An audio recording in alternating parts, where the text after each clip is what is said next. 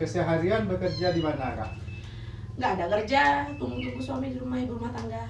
Mungkin ada sebelum di PKH usaha Sebelum apa, Kak? usaha jualan baju.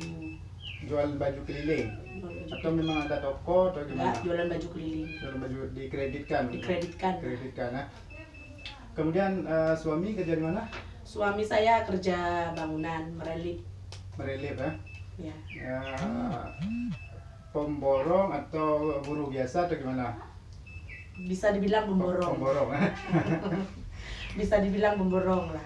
Jadi ini ibu mengundurkan diri dari PKH itu dari keinginan sendiri, Bu? Dari keinginan Bukan sendiri, dipaksa. bukan dipaksa, ikhlas hati, Berarti. kesadaran diri lah ya. Ya.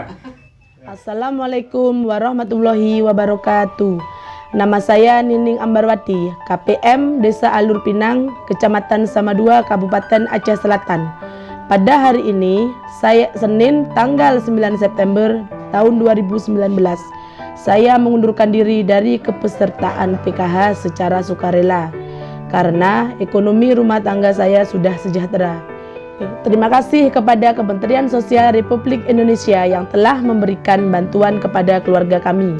Terima kasih kepada PKH dan terima kasih kepada Bapak Bakri sebagai pendamping PKH di Kecamatan Samadua.